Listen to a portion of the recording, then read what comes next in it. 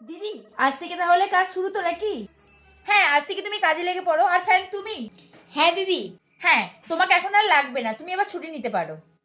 উফ, বাঁচলাম। সারা বছর খাটতে খাটতে আমার কোমরটা একবারে ব্যথা হয়ে গেছে, একটু ছুটি কাটাতে পারবো। হ্যাঁ গো, যাও ভালো করে ছুটি কাটাও। এখন তো আমার খাটনি শুরু হলো এই কটা মাস।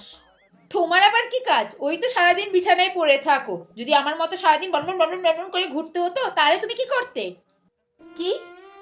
সারাদিন যদি তোমাকে দুমড়ে মুচড়ে বিছানায় পড়ে থাকতে হতো যখন ঘুম থেকে উঠে যায়, কারোর তো এইটুকু মনেও হয় না যে আমাকে একটু গুছিয়ে রাখি। সারাদিন বিছানার মধ্যে দুমড়ে মুচড়ে এপাশ থেকে ওপাশ ওপাশ থেকে এপাশ এই করে।